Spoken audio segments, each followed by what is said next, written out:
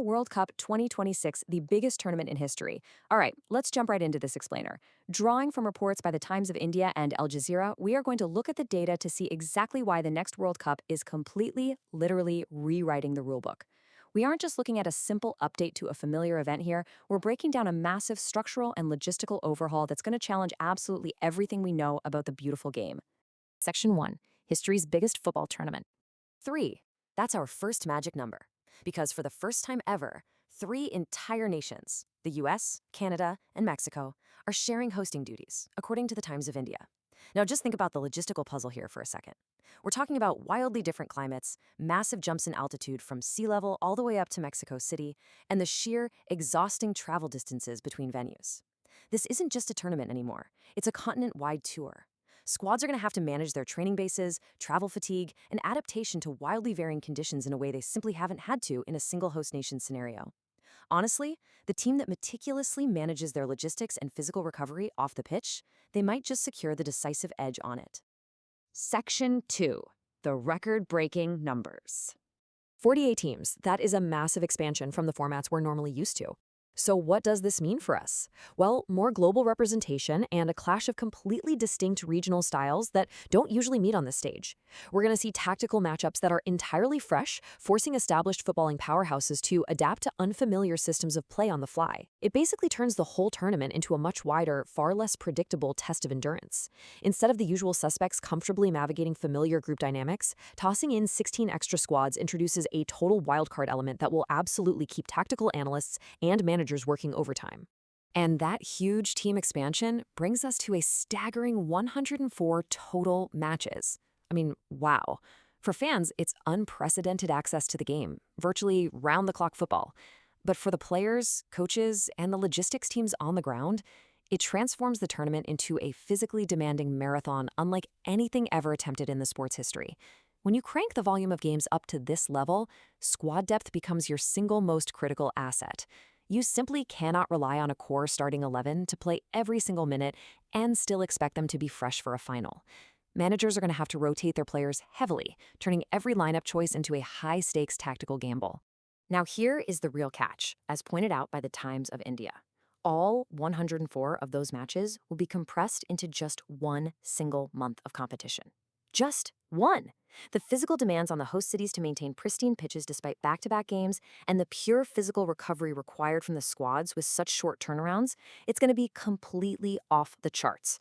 We're looking at teams potentially playing a grueling game every 3 or 4 days, all while flying across a massive continent. The sports science, the medical staffs, and the sheer cardiovascular endurance of these athletes are going to be pushed to their absolute limits within this extremely tight 30-day window. Section 3. A brutal new format. Al Jazeera hits the nail on the head here, confirming this new structural reality. This time, the format is new, 12 groups, and the knockouts are even more intense. You see, just surviving the group stage now becomes a complete mathematical maze.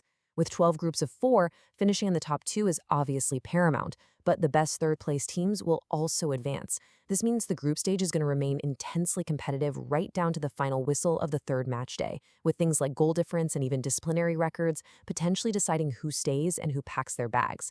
And with an extra tier of knockout matches, a newly introduced round of 32, the margin for error drops to absolute zero, way earlier in the tournament. Teams now have to win 5 consecutive knockout matches just to lift the trophy. Talk about a grueling gauntlet. Section 4. The ultimate pressure test. The Times of India captures the emotional weight of this setup perfectly, stating, "This could be the last World Cup for legend players. Pressure will be at max level." And they are absolutely right. For a whole generation of legendary players who have defined this sport for the last decade and a half, 2026 is their final stand.